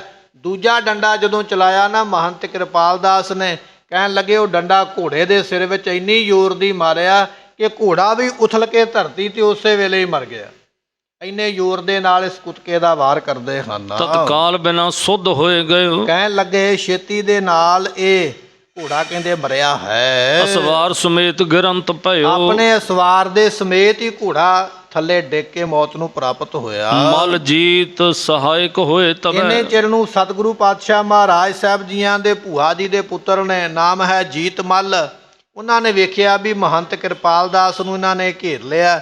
ਛੇਤੀ ਨਾਲ ਦੌੜ ਕੇ ਮਹੰਤ ਜੀ ਦੀ ਆ ਕੇ ਮਦਦ ਕਰਦੇ ਹਨ। ਆਪਣੇ ਮੈਂ ਸਾਧ ਮਿਲਾਏ ਸਵੈ, ਇਹ ਸਾਧ ਕਿਰਪਾਲ ਦਾਸ ਨੂੰ ਆਪਣੇ ਨਾਲ ਮਿਲਾ ਕੇ ਤੇ ਪਿੱਛੇ ਵਾਪਸ ਸਤਿਗੁਰਾਂ ਦੇ ਵੱਲ ਆ ਗਏ। ਗੁਲਕਾਂ ਗਨ ਧੀਰ ਚਲਾਵਤ ਹੈ, ਅਨੇਕ ਤਰ੍ਹਾਂ ਦੀਆਂ ਗੋਲੀਆਂ ਤੇ ਤੀਰ ਚੱਲਦੇ ਹਨ। ਦੋਹੋਂ ਔਰਨ ਬੀਰਨ ਕਹਾਵਤ ਤੇ ਹੈ, ਕਈ ਸੂਰਮਿਆਂ ਦੇ ਸਰੀਰ ਉਸ ਵੇਲੇ ਘਾਇਲ ਹੁੰਦੇ ਹਨ। ਹੈ ਸ਼ੂਸ਼ਵਰੇ ਹਨ ਨਾਵਤ ਤੇ ਹੈ, ਕੁਝ ਘੋੜੇ ਖਾਲੀ ਇੱਧਰ ਉੱਧਰ ਭੱਜੇ ਫਿਰਦੇ ਤੇ ਹਿਣਕਦੇ ਹਨ। ਭਟ ਭੂਮ ਭਰੇ ਤਰਫਾਵਤ ਹੈ, ਕੁਝ ਸੂਰਮੇ ਧਰਤੀ ਤੇ ਤੜਫ ਤੜਫ ਕੇ ਆਪਣੀ ਜਾਨ ਦਿੰਦੇ ਪਏ ਹਨ। ਵੱਡ ਨਾਦਤ ਦੁੰਦਵ ਬਾਵਤ ਹੈ, ਤੇ ਨਗਾਰਿਆਂ ਦੀ ਬਹੁਤ ਜ਼ਿਆਦੀ ਆਵਾਜ਼ ਜਿਹੜੀ ਉਸ ਵੇਲੇ ਹੋ ਰਹੀ ਹੈ। ਗਨ ਗੀਦਰ ਕੂਕ ਸੁਨਾਵਤ ਤੇ ਹੈ, ਬਹੁਤ ਜ਼ਿਆਦੇ ਗਿੱਦੜ ਜਿਹੜੇ ਨੇ ਉਹ ਕੂਕਦੇ ਪਏ, ਰੋਂਦੇ ਪਏ, ਤੇ ਗਿੱਦੜ ਮਾਸ ਖਾਂਦੇ ਪਏ ਜੰਗ ਦੇ ਮੈਦਾਨ ਦੇ ਵਿੱਚ, ਤੇ ਰੱਜ ਕੇ ਫਿਰ ਕੂਕਦੇ ਹਨ।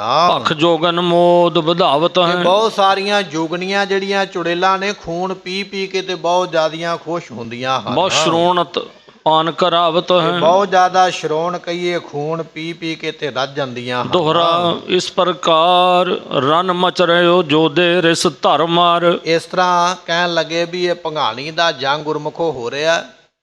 ਸਤਿਗੁਰੂ ਪਾਤਸ਼ਾਹ ਮਹਾਰਾਜ ਦੇ ਸੂਰਮਿਆਂ ਦੇ ਵਿੱਚੋਂ ਜਿਹੜੇ ਪੀਰ ਬੁੱਧੂ ਸ਼ਾਹ ਨੇ, ਉਹਨਾਂ ਦਾ ਇੱਕ ਪੁੱਤਰ ਸ਼ਹੀਦੀ ਪ੍ਰਾਪਤ ਕਰ ਗਿਆ, ਅਤੇ ਪਹਾੜੀਆਂ ਪਠਾਨਾਂ ਦੇ ਵਿੱਚੋਂ ਹਿਆਤ ਖਾਨ ਨਾਮ ਦਾ ਪਠਾਨ ਜਿਹੜਾ ਉਹ ਜੰਗ ਦੇ ਵਿੱਚ ਮਾਰਿਆ ਗਿਆ।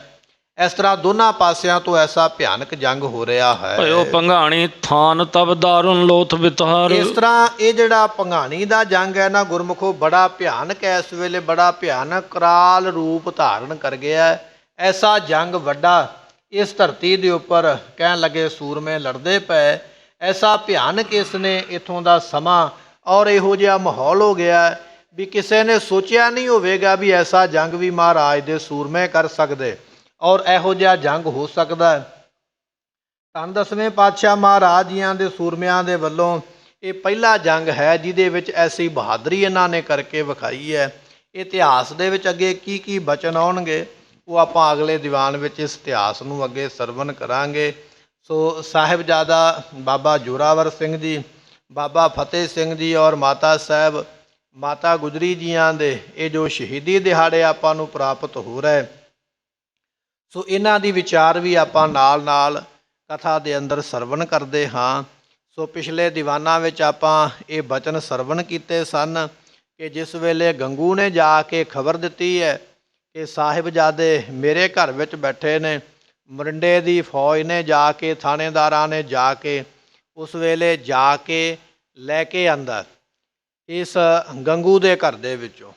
ਤੇ ਇਤਿਹਾਸਕਾਰ ਲਿਖਦੇ ਨੇ ਗੰਗੂ ਦੇ ਘਰ ਵਿੱਚ ਜਾ ਕੇ ਸਾਹਿਬਜ਼ਾਦਿਆਂ ਨੂੰ ਹੱਥ ਕੜੀਆਂ, ਪਿੱਛੇ ਨੂੰ ਹੱਥ ਕਰਕੇ ਤੇ ਹੱਥ ਕੜੀਆਂ ਲਾ ਲਈਆਂ ਔਰ ਉਸ ਦੇ ਗੰਗੂ ਦੇ ਨਗਰ ਤੋਂ ਤੋਰ ਕੇ ਪੈਦਲ ਲੈ ਕੇ ਮਰਿੰਡੇ ਦੇ ਵਿੱਚ ਆਏ। ਤੋਰ ਕੇ ਲਿਆਂਦਾ ਗਿਆ, ਹੱਥ ਕੜੀਆਂ ਲੱਗੀਆਂ ਹੋਈਆਂ। ਜਦੋਂ ਮਰਿੰਡੇ ਆ ਕੇ ਪਹੁੰਚੇ ਕਹਿਣ ਲੱਗੇ ਕਾਲ ਕੋਠੜੀ ਵਿੱਚ ਰੱਖਿਆ ਗਿਆ, ਨਾ ਕੁਝ ਖਾਣ ਨੂੰ, ਨਾ ਕੁਝ ਪੀਣ ਨੂੰ, ਔਰ ਨਾ ਹੀ ਕੁਝ ਬੈਠਣ ਵਾਸਤੇ ਕੋਈ ਵਸਤੂ ਦਿੱਤੀ ਗਈ ਹੈ। ਤੇ ਠੰਡ ਦੇ ਦਿਨ ਨੇ, ਕੰਧਾਂ ਵੀ ਠਰੀਆਂ ਹੋਈਆਂ ਤੇ ਥੱਲਿਓਂ ਧਰਤੀ ਵੀ ਠਰੀ ਹੋਈ ਹੈ, ਛੱਤਾਂ ਵੀ ਠਰੀਆਂ ਹੋਈਆਂ। ਐਸੀ ਕਾਲ ਕੋਠੜੀ ਵਿੱਚ ਬਿਨਾਂ ਕੁਝ ਖਾਣ ਪੀਣ ਤੋਂ ਠੰਡ ਦੇ ਵਿੱਚ ਲਿਆ ਕੇ ਕੈਦ ਕੀਤਾ ਗਿਆ। ਜੇ ਸਾਹਿਬਜ਼ਾਦੇ ਬੈਠਦੇ ਨੇ ਧਰਤੀ ਠੰਡੀ ਲੱਗਦੀ ਹੈ, ਜੇ ਖੜਦੇ ਨੇ ਤੇ ਕੰਧਾਂ ਠੰਡੀਆਂ ਲੱਗਦੀਆਂ ਨੇ। ਇਸੇ ਤਰ੍ਹਾਂ ਕਹਿਣ ਲੱਗੇ ਪੈਰ ਔਰ ਲੱਤਾਂ ਜਿਹੜੀਆਂ ਨੇ ਸਾਰਾ ਦਿਨ ਖੜ ਖੜ ਕੇ ਔਰ ਰਾਤ ਨੂੰ ਖੜ ਖੜ ਕੇ ਬੜੀਆਂ ਦਰਦ ਕਰਦੀਆਂ। ਐਸੀ ਕਠਿਨ ਸਜ਼ਾ ਜਿਹੜੀ ਹੈ ਇੱਥੋਂ ਦੇ ਜਿਹੜੇ ਜਾਨੀ ਖਾਂ ਮਾਨੀ ਖਾਂ ਨਾਮ ਦੇ ਥਾਣੇਦਾਰ ਸਨ ਉਹਨਾਂ ਨੇ ਦਿੱਤੀ ਹੈ। ਅਗਲੇ ਦਿਨ ਫਿਰ ਇਹਨਾਂ ਨੂੰ ਲੈ ਕੇ ਚਲੇ ਗਏ ਸਰਹੰਦ ਦੀ ਧਰਤੀ 'ਤੇ। ਉਸ ਵੇਲੇ ਵਜ਼ੀਰ ਖਾਨ ਦਾ ਹੁਕਮ ਇਹ ਹੈ ਠੰਡੇ ਬੁਰਜ ਵਿੱਚ ਇਹਨਾਂ ਨੂੰ ਰੁਕਣ ਵਾਸਤੇ ਆਖਿਆ ਜਾਵੇ। ਗੁਰਮੁਖੋ ਇਤਿਹਾਸਕਾਰ ਇਹ ਗੱਲ ਕਹਿੰਦੇ ਕਿ ਇਹ ਜਿਹੜਾ ਠੰਡਾ ਬੁਰਜ ਹੈ ਇਹਦੇ ਥੱਲਿਓਂ ਪਾਣੀ ਉਸ ਵੇਲੇ ਚੱਲਿਆ ਕਰਦਾ ਸੀ। ਜਦੋਂ ਪਾਣੀ ਜ਼ੋਰ ਦੀ ਆ ਕੇ ਟਕਰਾਉਂਦਾ ਨਾ ਬੁਰਜ ਦੀ ਕੰਧ ਦੇ ਨਾਲ, ਤੇ ਕਹਿਣ ਲੱਗੇ ਉਹਦੀ ਠੰਡੀ ਹਵਾ ਉੱਪਰ ਨੂੰ ਜਾਂਦੀ ਹੈ ਔਰ ਇੰਨੀ ਠੰਡੀ ਹਵਾ ਹੈ ਕਿ ਜੇ ਗਰਮੀ ਦੇ ਵਿੱਚ ਵੀ ਬੰਦਾ ਉੱਥੇ ਬੈਠ ਜਾਵੇ ਤੇ ਉਹਨੂੰ ਕੰਬਣੀ ਛਿੜ ਜਾਵੇ, ਇੰਨੀ ਠੰਡ। ਤਾਂ ਇਸ ਨੂੰ ਠੰਡਾ ਬੁਰਜ ਆਖਿਆ ਜਾਂਦਾ ਹੈ। ਇਸ ਬੁਰਜ ਦੇ ਵਿੱਚ ਆ ਜਿਹੜੇ ਹੁਣ ਠੰਡ ਦੇ ਦਿਨ ਚੱਲਦੇ ਪਏ, ਇਹਨਾਂ ਦਿਨਾਂ ਦੇ ਵਿੱਚ ਕੈਦ ਕੀਤਾ ਗਿਆ। ਵਜ਼ੀਰ ਖਾਨ ਦੇ ਵੱਲੋਂ ਹੁਕਮ ਹੈ ਵੀ ਇਹਨਾਂ ਨੂੰ ਖਾਣ ਪੀਣ ਵਾਸਤੇ ਉਹਨਾਂ ਚਿਰ ਕੁਝ ਨਹੀਂ ਦੇਣਾ ਜਿੰਨਾ ਚਿਰ ਇਹ ਸਾਡਾ ਬਚਨ ਨਹੀਂ ਮੰਨ ਲੈਂਦੇ, ਸਾਡਾ ਕਹਿਣਾ ਨਹੀਂ ਮੰਨ ਲੈਂਦੇ।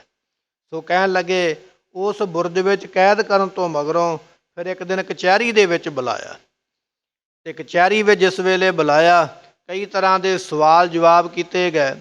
ਧਰਮ ਮਨਾਉਣ ਵਾਸਤੇ ਲਾਲਚ ਦਿੱਤਾ ਗਿਆ, ਕਿੰਨੀ ਮਾਇਆ ਚਾਹੀਦੀ ਹੈ, ਸਾਡੇ ਕੋਲੋਂ ਲੈ ਲਵੋ। ਜੇ ਕਹਿੰਦੇ ਹੋ ਤੇ ਤੁਹਾਡੇ ਜਿਹੜੇ ਵਿਆਹ ਹਨ ਸੋ ਉਹ ਕਰ ਦਿੱਤੇ ਜਾਣਗੇ। ਇਹ ਸਾਰੇ ਲਾਲਚ ਜਿਹੜੇ ਸਨ ਉਸ ਵੇਲੇ ਦਿੱਤੇ ਗਏ। ਪਰ ਜਦੋਂ ਇਹਨਾਂ ਲਾਲਚਾਂ ਨੂੰ ਦੇਣ ਤੋਂ ਮਗਰੋਂ ਕੁਝ ਨਾ ਬਣਿਆ, ਉਸ ਵੇਲੇ ਵਜ਼ੀਰ ਖਾਨ ਦਾ ਫਿਰ ਹੁਕਮ ਹੋਇਆ ਇਹਨਾਂ ਨੂੰ ਉਸੇ ਬੁਰਜ ਵਿੱਚ ਫਿਰ ਕੈਦ ਕੀਤਾ ਜਾਵੇ ਔਰ ਛਕਣ ਛਕਾਉਣ ਨੂੰ ਕੁਝ ਨਾ ਦਿੱਤਾ ਜਾਵੇ। ਸਾਹਿਬਜ਼ਾਦੇ ਫਿਰ ਉਸੇ ਤਰ੍ਹਾਂ ਉਸੇ ਬੁਰਜ ਵਿੱਚ ਕੈਦ ਹੋਏ। ਇੱਥੇ ਗੁਰਮੁਖੋ ਗੁਰੂ ਕਾ ਪ੍ਰੇਮੀ ਨੇਮੀ ਸਿੱਖ ਰਹਿੰਦਾ ਹੈ। ਨਾਮ ਹੈ ਭਾਈ ਮੋਤੀ ਮਹਿਰਾ ਜੀ। ਮਹਿਰਾ ਇਸ ਦੀ ਜਾਤ ਹੈ। ਮਹਿਰੇ ਜਾਤ ਦੇ ਵਿੱਚੋਂ ਇਹ ਮੋਤੀ ਰਾਮ ਨਾਮ ਦਾ ਇਹ ਸਿੱਖ ਹੈ। ਜਦੋਂ ਇਸ ਨੂੰ ਪਤਾ ਲੱਗਾ ਕਿ ਮਹਾਰਾਜ ਸਾਹਿਬ ਜੀਆਂ ਦੇ ਸਾਹਿਬਜ਼ਾਦੇ ਔਰ ਮਾਤਾ ਸਾਹਿਬ ਜੀ ਭੁੱਖੇ ਨੇ, ਉਹਨਾਂ ਨੂੰ ਛਕਣ ਵਾਸਤੇ ਸਮੇਂ ਦੀ ਹਕੂਮਤ ਨੇ ਕੁਝ ਨਹੀਂ ਦਿੱਤਾ ਹੈ, ਆਪਣੇ ਘਰ ਦੇ ਵਿੱਚੋਂ ਦੁੱਧ ਲੈ ਕੇ, ਦੁੱਧ ਗਰਮ ਕਰਕੇ ਲੈ ਕੇ ਚੱਲਿਆ ਹੈ। ਜਦੋਂ ਚੱਲਣ ਲੱਗਾ ਤੇ ਮਨ ਵਿੱਚ ਵਿਚਾਰ ਆਈ ਵੀ ਵਜ਼ੀਰ ਖਾਨ ਦੇ ਹੁਕਮ ਕਰਕੇ ਮੈਨੂੰ ਕਿਸੇ ਨੇ ਜਾਣ ਨਹੀਂ ਦੇਣਾ। ਆਪਣੇ ਘਰ ਵਿੱਚ ਜਿੰਨੀ ਕੁ ਮਾਇਆ ਸੀ ਉਹ ਨਾਲ ਲੈ ਲਈ, ਆਪਣੀ ਘਰਵਾਲੀ ਦੇ ਜਿੰਨੇ ਕੁ ਗਹਿਣੇ ਸਨ ਸੋਨੇ ਦੇ ਉਹ ਵੀ ਲੈ ਲਏ, ਆਪਣੀ ਮਾਂ ਦੇ ਵੀ ਗਹਿਣੇ ਨਾਲ ਲੈ ਕੇ ਇਹ ਸਾਰਾ ਕੁਝ ਲੈ ਕੇ ਚੱਲ ਕੇ ਉੱਥੇ ਪਹੁੰਚਾ ਜਿੱਥੇ ਉਹ ਸਿਪਾਹੀ ਤੇ ਕੋਤਵਾਲ ਖਲੋਤੇ ਹੋਏ, ਜਿਹੜੇ ਹਰੇਕ ਦੀ ਤਲਾਸ਼ੀ ਕਰਦੇ ਸਨ ਔਰ ਜਾਣ ਤੋਂ ਰੋਕਦੇ ਸਨ। ਇਸ ਮੋਤੀ ਮਹਿਰੇ ਨੇ ਉਹ ਮਾਇਆ ਆਪਣੇ ਘਰ ਵਿੱਚੋਂ ਜਿੰਨੀ ਲਿਆਂਦੀ ਸਾਰੀ ਇਹਨਾਂ ਨੂੰ ਦੇ ਕੇ ਔਰ ਜਿਹੜਾ ਸੋਨਾ ਘਰ ਵਿੱਚੋਂ ਲਿਆਂਦਾ ਸੀ ਉਹ ਵੀ ਦੇ ਕੇ, ਲਾਲਚ ਦੇ ਕੇ ਆਖਿਆ ਕਿ ਤੁਸੀਂ ਇਹ ਧਨ ਰੱਖ ਲਵੋ ਔਰ ਮੈਨੂੰ ਬੱਚਿਆਂ ਤੱਕ ਸਾਹਿਬਜ਼ਾਦਿਆਂ ਤੱਕ ਜਾਣ ਦਿਓ। ਧਨ ਦੇ ਲਾਲਚ ਵਿੱਚ ਉਹਨਾਂ ਸਿਪਾਹੀਆਂ ਨੇ ਜਾਂ ਜਿਹੜੇ ਕੋਤਵਾਲ ਸਨ ਉਹਨਾਂ ਨੇ ਉਸ ਵੇਲੇ ਢਿੱਲ ਦੇ ਦਿੱਤੀ, ਆਗਿਆ ਦੇ ਦਿੱਤੀ ਵੀ ਜਾ ਕੇ ਤੂੰ ਆਪਣਾ ਕੰਮ ਕਰਕੇ ਤੇ ਛੇਤੀ ਮੁੜਨ ਦਾ ਯਤਨ ਕਰ। ਉਸ ਵੇਲੇ ਭਾਈ ਮੋਤੀ ਰਾਮ ਜੀ ਆਪਣਾ ਸਾਰਾ ਧਨ ਇਹਨਾਂ ਨੂੰ ਦੇ ਕੇ ਦੁੱਧ ਲੈ ਕੇ ਠੰਡੇ ਬੁਰਜ ਦੇ ਵਿੱਚ ਹਾਜ਼ਰ ਹੋਏ। ਮਾਤਾ ਸਾਹਿਬ ਮਾਤਾ ਗੁਜਰੀ ਜੀਆਂ ਨੇ ਦੁੱਧ ਛਕਿਆ ਹੈ। ਸਾਹਿਬਜ਼ਾਦੇ ਬਾਬਾ ਜੋਰਾਵਰ ਸਿੰਘ ਜੀ ਬਾਬਾ ਫਤਿਹ ਸਿੰਘ ਜੀਆਂ ਨੇ ਦੁੱਧ ਛਕਿਆ। ਉਸ ਵੇਲੇ ਭਾਓ ਦੇਖ ਸੋ ਮੋਤੀ ਕੇਰਾ, ਮਾਤਾ ਕਹਿਓ ਭਲਾ ਹੋਏ ਤੇਰਾ। ਜਦੋਂ ਉਸ ਦਾ ਪ੍ਰੇਮ ਵੇਖਿਆ ਨਾ ਮੋਤੀ ਮਹਿਰੇ ਦਾ, ਤੇ ਮਾਤਾ ਸਾਹਿਬ ਮਾਤਾ ਗੁਜਰੀ ਜੀ ਨੇ ਆਖਿਆ ਮੋਤੀ ਰਾਮ ਜੀ ਤੁਹਾਡਾ ਭਲਾ ਹੋਵੇ, ਤੁਹਾਡਾ ਭਲਾ ਹੋਵੇ। ਪ੍ਰੇਮ ਦੇਖ ਸੋ ਮੋਤੀ ਕੇਰਾ, ਮਾਤਾ ਕਹਿਆ ਭਲਾ ਹੋਏ ਤੇਰਾ। ਇਹ ਬਚਨ ਉਸ ਵੇਲੇ ਮਾਤਾ ਜੀਆਂ ਨੇ ਬਖਸ਼ਿਸ਼ ਕੀਤੇ। ਐਸੀ ਸੇਵਾ ਇਸ ਭਾਈ ਮੋਤੀ ਰਾਮ ਮਹਿਰੇ ਇਹ ਗੁਰੂ ਕੇ ਸਿੱਖ ਨੇ ਕੀਤੀ ਹੈ। ਜਿੰਨਾ ਵੀ ਕੋਲ ਧਨ ਪਦਾਰਥ ਹੈ ਉਹ ਦਿੱਤਾ ਗਿਆ, ਆਪਣੇ ਘਰ ਦਾ ਸਾਰਾ ਧਨ ਪਦਾਰਥ ਦੇ ਕੇ ਇਸ ਨੇ ਸੇਵਾ ਕੀਤੀ ਹੈ। ਅਗਲਾ ਦਿਨ ਚੜ੍ਹਿਆ ਹੈ, ਫਿਰ ਬੁਲਾਇਆ ਗਿਆ ਵਜ਼ੀਰ ਖਾਨ ਦੀ ਕਚਹਿਰੀ ਦੇ ਵਿੱਚ। ਹੁਣ ਨਵੀਂ ਵਿਉਂਤਬੰਦੀ ਬਣਾਈ ਗਈ ਹੈ ਕਿ ਕਚਹਿਰੀ ਦਾ ਦਰਵਾਜ਼ਾ ਛੋਟਾ ਖੋਲ੍ਹਿਆ ਜਾਵੇ, ਵੱਡਾ ਬੰਦ ਕੀਤਾ ਜਾਵੇ, ਤਾਂ ਕਿ ਜਦੋਂ ਨਿੱਕੇ ਦਰਵਾਜ਼ੇ ਵਿੱਚੋਂ ਸਿਰ ਝੁਕਾ ਕੇ ਨਿਕਲਣਗੇ ਅਸੀਂ ਉਸ ਵੇਲੇ ਰੌਲਾ ਪਾ ਦਿਆਂਗੇ ਵੀ ਇਹਨਾਂ ਨੇ ਸਾਨੂੰ ਸੀਸ ਝੁਕਾ ਦਿੱਤਾ, ਸਾਨੂੰ ਨਮਸਕਾਰ ਕਰ ਦਿੱਤੀ ਹੈ। ਸੋ ਇਸੇ ਤਰ੍ਹਾਂ ਜਦੋਂ ਬਾਬਾ ਜੋਰਾਵਰ ਸਿੰਘ ਜੀ ਬਾਬਾ ਫਤਿਹ ਸਿੰਘ ਜੀ ਉਸ ਦਰਵਾਜ਼ੇ ਦੇ ਕੋਲ ਆਏ, ਮਹਾਰਾਜ ਦੇ ਬਚਨ ਨੇ ਨਾ ਹੋਏ ਮਰੇ ਨਾ ਠਾਗੇ ਜਾਹੇ, ਜਿਨ ਕੈ ਰਾਮ ਵਸੈ ਮਨ ਮਾਹੇ। ਜਿਹਦੇ ਹਿਰਦੇ ਵਿੱਚ ਪਰਮੇਸ਼ਰ ਵਸੇ, ਗੁਰਮੁਖੋ ਉਸ ਨੂੰ ਠੱਗਿਆ ਛਲਿਆ ਨਹੀਂ ਜਾ ਸਕਦਾ। ਦਰਵਾਜ਼ੇ ਦੇ ਕੋਲ ਪਹੁੰਚੇ, ਜਾਣ ਗਿਆ ਵੀ ਇਹ ਸਾਨੂੰ ਇਸ ਦਰਵਾਜ਼ੇ ਵਿੱਚੋਂ ਲੰਘਾ ਕੇ, ਸਾਡਾ ਸਿਰ ਨੀਵਾਂ ਕਰਾ ਕੇ ਇਤਿਹਾਸ ਦੇ ਵਿੱਚ ਕੁਝ ਹੋਰ ਹੀ ਰੰਗਤ ਚਾੜ੍ਹਨੀ ਚਾਹੁੰਦੇ ਨੇ। ਬਾਬਾ ਫਤਿਹ ਸਿੰਘ ਜੀਆਂ ਨੇ ਆਪਣੇ ਛੋਟੇ ਛੋਟੇ ਚਰਨ ਜਿਹੜੇ ਨੇ, ਚਰਨਾਂ ਵਿੱਚ ਪਾਈ ਹੋਈ ਜੁੱਤੀ ਜਿਹੜੀ ਹੈ ਉਹ ਦਰਵਾਜ਼ੇ ਦੇ ਵਿੱਚੋਂ ਦੀ ਪਹਿਲਾਂ ਅੱਗੇ ਵਿਖਾਈ ਹੈ। ਜੁੱਤੀ ਵਾਲਾ ਆਪਣਾ ਚਰਨ ਪਹਿਲਾਂ ਅੱਗੇ ਰੱਖਿਆ, ਜਿਸ ਤਰ੍ਹਾਂ ਕਿ ਇਹ ਸੋਚਦੇ ਪਏ ਸਨ ਵੀ ਇਹ ਸੀਸ ਝੁਕਾਉਣਗੇ ਔਰ ਅਸੀਂ ਰੌਲਾ ਪਾ ਦਿਆਂਗੇ ਵੀ ਇਹਨਾਂ ਨੇ ਸਾਨੂੰ ਸਿਰ ਝੁਕਾਇਆ। ਬਾਬਾ ਫਤਿਹ ਸਿੰਘ ਨੇ ਆਖਿਆ, ਸਿਰ ਝੁਕਾਉਣਾ ਤੇ ਦੂਰ ਦੀ ਗੱਲ ਹੈ, ਤੁਹਾਡੇ ਸਿਰਾਂ ਨੂੰ ਤੇ ਸਾਡੀ ਆ ਜੁੱਤੀ ਜਿਹੜੀ ਹੈ ਇਹ ਪ੍ਰਾਪਤ ਹੋਵੇਗੀ। ਐਸਾ ਇਹਨਾਂ ਦੇ ਮੂੰਹ ਦੇ ਉੱਪਰ ਐਸੀ ਚਪੇੜ ਮਾਰੀ ਹੈ, ਸਾਰੇ ਖਾਮੋਸ਼ ਹੋ ਗਏ ਕਿ ਇਹ ਸਾਡੇ ਨਾਲ ਕੀ ਵਾਪਰਿਆ ਹੈ। ਅੰਦਰ ਚਲੇ ਗਏ। ਕਹਿਣ ਲੱਗੇ, ਉਸ ਵੇਲੇ ਕਈ ਤਰ੍ਹਾਂ ਦੇ ਫਿਰ ਸਵਾਲ ਤੇ ਜਵਾਬ ਲਾਲਚ ਦਿੱਤੇ ਗਏ, ਪਰ ਜਿਸ ਵੇਲੇ ਕੋਈ ਗੱਲ ਨਾ ਬਣੀ, ਉਸ ਵੇਲੇ ਫਿਰ ਇਹ ਸਜ਼ਾ ਸੁਣਾਈ ਗਈ ਕਿ ਇਹਨਾਂ ਨੂੰ ਕੁੱਟਿਆ ਜਾਵੇ ਤੂਤ ਦੀ ਛੜੀ ਦੇ ਨਾਲ। ਵਿਦਵਾਨਾਂ ਨੇ ਲਿਖਿਆ ਕਿ ਤੂਤ ਦੀ ਪਤਲੀ ਸੋਟੀ ਜਿਹੜੀ ਹੈ ਨਾ, ਹੁਣ ਸਰੀਰ ਠਰੇ ਹੋਏ ਨੇ। ਵਿਦਵਾਨ ਲਿਖਦੇ ਨੇ ਵੀ ਨੱਕ ਦੀਆਂ ਕਰੂੰਬਲੀਆਂ ਜਿਹੜੀਆਂ ਸਨ ਉਹ ਠੰਡ ਦੇ ਨਾਲ ਲਾਲ ਹੋ ਚੁੱਕੀਆਂ ਸਨ। ਠੰਡੀ ਹਵਾ ਪੈ ਪੈ ਕੇ ਮੂੰਹ ਦੇ ਉੱਪਰ ਠੰਡੇ ਬੁਰਜ ਵਿੱਚ ਰਹਿ ਕੇ ਨੱਕ ਜਿਹੜਾ ਨਾ ਲਾਲ ਹੋ ਗਿਆ। ਬੁੱਲ ਜਿਹੜੇ ਸਨ ਠੰਡ ਨਾਲ ਨੀਲੇ ਪੈ ਗਏ। ਹੱਥ ਤੇ ਪੈਰ ਸੁੰਨ ਹੋ ਗਏ, ਸੁੱਜ ਗਏ ਠੰਡ ਦੇ ਨਾਲ। ਐਸਾ ਮਾਹੌਲ ਹੈ। ਪਰ ਜ਼ਾਲਮਾਂ ਦੇ ਵੱਲੋਂ ਹੁਕਮ ਇਹ ਹੋਇਆ ਕਿ ਤੂਤ ਦੀ ਸੋਟੀ ਦੇ ਨਾਲ, ਵਿਦਵਾਨਾਂ ਨੇ ਵੱਖੋ ਵੱਖਰੇ ਹਵਾਲੇ ਦਿੱਤੇ ਗ੍ਰੰਥਾਂ ਦੇ, ਔਰ ਜ਼ਿਕਰ ਕੀਤਾ ਹੈ ਕਿ ਤੂਤ ਦੀ ਪਤਲੀ ਸੋਟੀ ਦੇ ਨਾਲ ਇਹਨਾਂ ਦੇ ਸਰੀਰ ਨੂੰ ਕੁੱਟਿਆ ਗਿਆ। ਉਸ ਵੇਲੇ ਲੱਤਾਂ ਦੇ ਉੱਪਰ, ਮੋਢਿਆਂ ਦੇ ਉੱਪਰ, ਪਿੱਠ ਦੇ ਉੱਪਰ, ਜਿੱਥੇ ਵੀ ਕਿਤੇ ਸੋਟੀ ਮਾਰਨ ਦਾ ਇਹਨਾਂ ਨੂੰ ਜਗ੍ਹਾ ਮਿਲੀ ਹੈ, ਸੋਟੀਆਂ ਮਾਰ ਮਾਰ ਕੇ ਕਹਿਣ ਲੱਗੇ ਸਰੀਰ ਦਾ ਮਾਸ ਜਿਹੜਾ ਨਾ ਗੁਰਮੁਖੋ ਸੋਟੀਆਂ ਵੱਜਣ ਕਰਕੇ ਉੱਭਰ ਉੱਠਿਆ। ਸੋਟੀਆਂ ਦੀਆਂ ਲਾਸ਼ਾਂ ਪੈ ਗਈਆਂ ਸਰੀਰ ਦੇ ਉੱਪਰ, ਕਈਆਂ ਥਾਵਾਂ ਤੋਂ ਖੂਨ ਵਗਣ ਵਾਲੀ ਹਾਲਤ ਬਣ ਗਈ। ਇਸ ਤਰ੍ਹਾਂ 7 ਸਾਲ ਤੇ 9 ਸਾਲ ਦੇ ਬੱਚਿਆਂ ਨੂੰ, ਜਿਨ੍ਹਾਂ ਦਾ ਕੋਈ ਕਸੂਰ ਵੀ ਨਹੀਂ ਹੈ, ਇਸ ਤਰ੍ਹਾਂ ਦੀ ਭਿਆਨਕ ਸਜ਼ਾ ਜਿਹੜੀ ਹੈ ਉਹ ਸਮੇਂ ਦੀ ਹਕੂਮਤ ਵੱਲੋਂ ਦਿੱਤੀ ਗਈ ਹੈ। ਸਾਹਿਬਜ਼ਾਦਿਆਂ ਨੂੰ ਇਸ ਤਰ੍ਹਾਂ ਸਜ਼ਾ ਦੇਣ ਤੋਂ ਉਪਰੰਤ ਕਹਿਣ ਲੱਗੇ ਫਿਰ ਇੱਥੇ ਸ਼ੇਰ ਮੁਹੰਮਦ ਖਾਨ ਮਲੇਰਕੋਟਲੇ ਦਾ ਨਵਾਬ ਬੈਠਾ ਹੋਇਆ। ਵਜ਼ੀਰ ਖਾਨ ਉਸ ਨੂੰ ਕਹਿਣ ਲੱਗਾ ਵੀ ਤੇਰੇ ਭਰਾ ਨੂੰ ਗੁਰੂ ਗੋਬਿੰਦ ਸਿੰਘ ਮਹਾਰਾਜ ਨੇ ਜੰਗ ਦੇ ਮੈਦਾਨ ਦੇ ਵਿੱਚ ਸ਼ਹੀਦ ਕੀਤਾ ਹੈ, ਇਹ ਸਾਹਿਬਜ਼ਾਦੇ ਮੈਂ ਤੇਰੇ ਹਵਾਲੇ ਕਰ ਦਿੰਦਾ, ਤੂੰ ਇਹਨਾਂ ਨੂੰ ਮਾਰ ਕੇ ਆਪਣਾ ਬਦਲਾ ਲੈ ਲੈ। ਤੇ ਜਦੋਂ ਇਹ ਵਜ਼ੀਰ ਖਾਨ ਦੀਆਂ ਗੱਲਾਂ ਸੁਣੀਆਂ ਸ਼ੇਰ ਮੁਹੰਮਦ ਨੇ, ਮਲੇਰਕੋਟਲੇ ਦੇ ਨਵਾਬ ਨੇ, ਉਸਨੇ ਆਖਿਆ ਨਹੀਂ, ਮੇਰੇ ਭਰਾ ਨੂੰ ਗੁਰੂ ਗੋਬਿੰਦ ਸਿੰਘ ਮਹਾਰਾਜ ਨੇ ਜੰਗ ਦੇ ਮੈਦਾਨ ਵਿੱਚ ਲੜ ਕੇ ਮਾਰਿਆ। ਜੇ ਮੇਰੇ ਵਿੱਚ ਹਿੰਮਤ ਹੋਈ, ਬਲ ਹੋਇਆ ਤੇ ਮੈਂ ਗੁਰੂ ਗੋਬਿੰਦ ਸਿੰਘ ਮਹਾਰਾਜ ਨੂੰ ਜੰਗ ਦੇ ਮੈਦਾਨ ਵਿੱਚ ਲੜ ਕੇ ਹੀ ਮਾਰਾਂਗਾ, ਪਰ ਮੈਂ ਇਹ ਸ਼ੀਰਖੋਰ ਬੱਚਿਆਂ ਦੇ ਕੋਲੋਂ ਆਪਣੇ ਭਰਾ ਦਾ ਬਦਲਾ ਨਹੀਂ ਲਵਾਂਗਾ। ਮੈਂ ਆਪਣੇ ਆਪ ਨੂੰ ਕਲੰਕਿਤ ਨਹੀਂ ਕਰਾਂਗਾ ਔਰ ਆਪਣੇ ਵਾਸਤੇ ਦੋਜ਼ਖਾਂ ਦੇ ਦਰਵਾਜ਼ੇ ਨਹੀਂ ਖੋਲਾਂਗਾ। ਇਹ ਜਵਾਬ ਦੇ ਦਿੱਤਾ ਅਤੇ ਨਾਲੇ ਇਹ ਵੀ ਗੱਲ ਕਹੀ ਹੈ ਕਿ ਇਸਲਾਮ ਇਹ ਗੱਲ ਕਹਿੰਦਾ ਵੀ ਬੱਚੇ ਨੂੰ ਸਜ਼ਾ ਦੇਣੀ ਪਾਪ ਹੈ। ਮੈਂ ਹਾਂ ਦਾ ਨਾਅਰਾ ਮਾਰਦਾ ਉਹ ਇਹ ਗੱਲ ਕਹਿੰਦਾ ਹਾਂ ਵੀ ਇਹ ਸਜ਼ਾ ਇਹਨਾਂ ਨੂੰ ਕੋਈ ਨਾ ਦਿੱਤੀ ਜਾਵੇ, ਬਾ ਇੱਜ਼ਤ ਬਰੀ ਕੀਤਾ ਜਾਵੇ। ਇੰਨੀ ਗੱਲ ਕਹਿ ਕੇ ਉਹ ਸਭਾ ਦੇ ਵਿੱਚੋਂ ਉੱਠ ਕੇ ਬਾਹਰ ਚਲਾ ਗਿਆ, ਆਪਣਾ ਰੋਸ ਜ਼ਾਹਰ ਕੀਤਾ। ਕਹਿਣ ਲੱਗੇ ਇੰਨੇ ਚਿਰ ਨੂੰ ਦੁਸ਼ਟ ਸੁੱਚਾਨੰਦ ਉੱਥੇ ਕਚਹਿਰੀ ਵਿੱਚ ਖਲੋਤਾ ਹੋਇਆ। ਜਦੋਂ ਉਸਨੇ ਵੇਖਿਆ ਵੀ ਇਹ ਵਜ਼ੀਰ ਖਾਨ ਥੋੜ੍ਹਾ ਨਰਮ ਪੈਂਦਾ ਜਾ ਰਿਹਾ, ਕਿਤੇ ਸੱਚਮੁੱਚ ਹੀ ਨਾ ਛੱਡ ਦੇਵੇ, ਉਸ ਵੇਲੇ ਸੁੱਚਾਨੰਦ ਨੇ ਫਿਰ ਸਵਾਲ ਕੀਤਾ।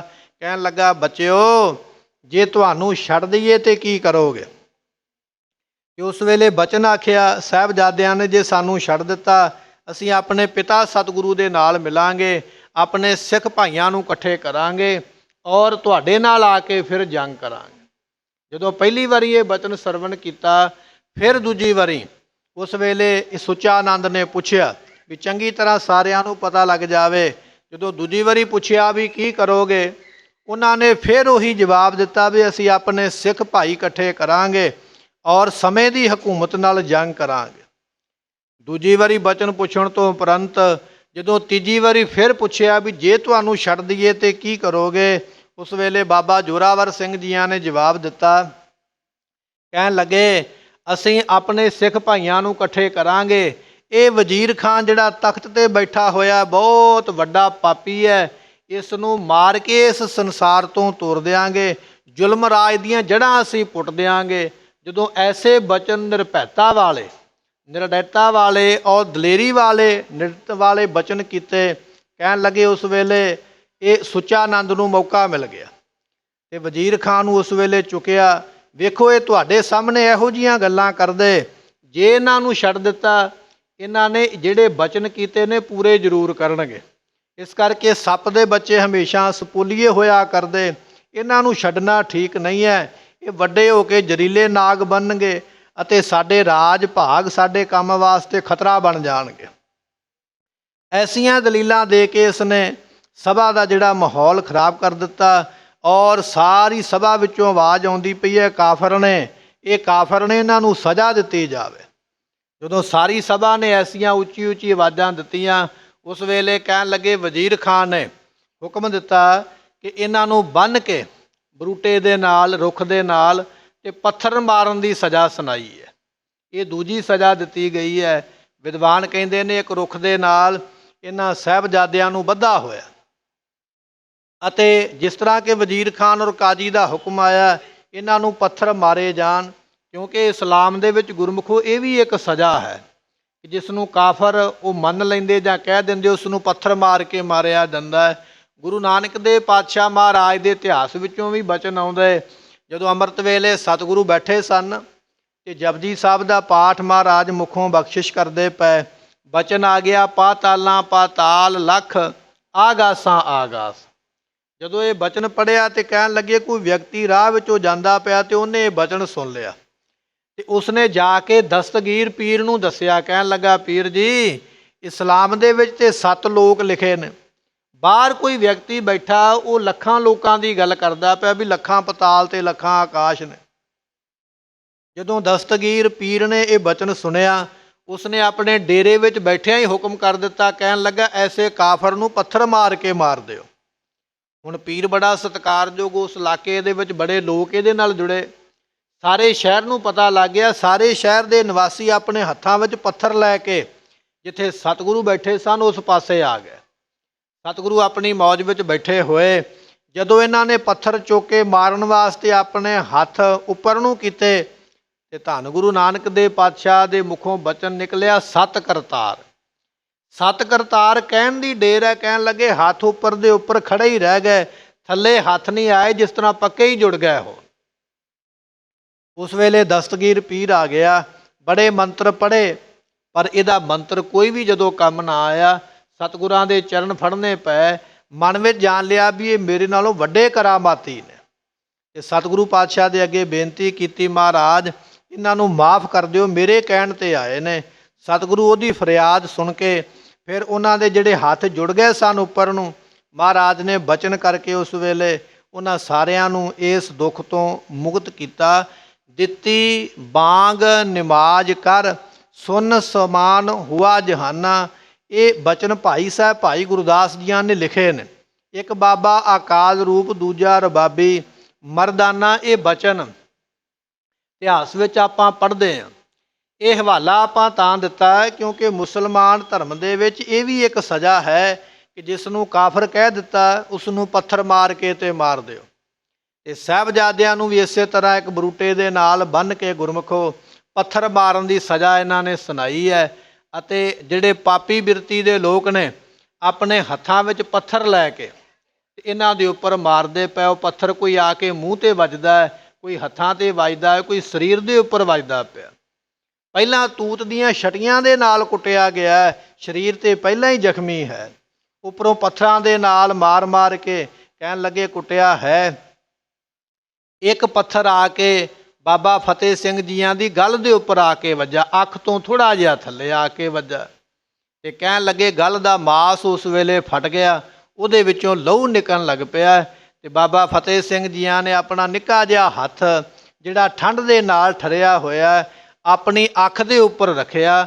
ਆਪਣੇ ਭਰਾ ਨੂੰ ਪੁੱਛਦੇ ਪਏ, ਕਹਿਣ ਲੱਗੇ ਭਰਾਤਾ ਜੀ ਇਹ ਲੋਕ ਸਾਨੂੰ ਮਾਰਦੇ ਕਿਉਂ ਪਏ ਨੇ? ਗੁਰਮੁਖੋ ਇੱਕ ਵਾਰੀ ਆਖੀਏ ਸਤਨਾਮ। ਆਪਾਂ ਇਹ ਬਚਨ ਪੜ੍ਹਦੇ ਹਾਂ ਕਿ ਉਹਨਾਂ ਨੂੰ ਕੰਧਾਂ ਦੇ ਵਿੱਚ ਸ਼ਹੀਦ ਕੀਤਾ ਗਿਆ। ਕੰਧ ਵਿੱਚ ਸ਼ਹੀਦ ਕਰਨਾ ਇਹ ਤੇ ਅਖੀਰਲੀ ਸਜ਼ਾ ਹੈ। ਉਹਦੇ ਤੋਂ ਪਹਿਲਾਂ ਵੀ ਇਹੋ ਜਿਹੀਆਂ ਸਜ਼ਾ ਜਿਹੜੀਆਂ ਸਨ ਉਹ ਭਿਆਨਕ ਸਜ਼ਾ ਦਿੱਤੀਆਂ ਗਈਆਂ ਅਤੇ ਫਿਰ ਇਹਨਾਂ ਨੂੰ ਠੰਡੇ ਬੁਰਜ ਵਿੱਚ ਕੈਦ ਹੋਣ ਦਾ ਹੁਕਮ ਦੇ ਕੇ ਐਸੀ ਸਜ਼ਾ ਦੇ ਕੇ ਬੁਰਜ ਵੱਲ ਨੂੰ ਤੋਰਿਆ ਗਿਆ ਤੇ ਕਾਜੀ ਨੂੰ ਆਖਿਆ ਗਿਆ ਅੱਜ ਦੀ ਰਾਤ ਤੇਰੇ ਕੋਲ ਹੈ, ਕੱਲ੍ਹ ਨੂੰ ਇਹਨਾਂ 'ਤੇ ਫਤਵਾ ਪੜ੍ਹ ਕੇ ਆ ਵੀ ਕਿਹੜੀ ਸਜ਼ਾ ਦੇ ਕੇ ਇਹਨਾਂ ਨੂੰ ਮਾਰਨਾ ਹੈ। ਸੋ ਕੱਲ੍ਹ ਦੇ ਦਿਨ ਇਹਨਾਂ ਨੂੰ ਮਾਰ ਦਿੱਤਾ ਜਾਵੇਗਾ, ਸਜ਼ਾ ਤੂੰ ਸੁਣਾਉਣੀ ਹੈ। ਇਸ ਤਰ੍ਹਾਂ ਕਾਜੀ ਨੂੰ ਹੁਕਮ ਹੋਇਆ, ਕਾਜੀ ਆਪਣੇ ਘਰ ਨੂੰ ਚਲਾ ਗਿਆ। ਸਾਹਿਬਜ਼ਾਦਿਆਂ ਨੂੰ ਉਸੇ ਬੁਰਜ ਵਿੱਚ ਫਿਰ ਕੈਦ ਕੀਤਾ ਗਿਆ। ਸੋਟੀਆਂ ਦੇ ਨਾਲ, ਪੱਥਰਾਂ ਦੇ ਨਾਲ ਵੱਜ ਕੇ ਸਰੀਰ ਜ਼ਖਮੀ ਹੋਇਆ, ਸਰੀਰ ਵਿੱਚੋਂ ਖੂਨ ਨਿਕਲਦਾ ਪਿਆ।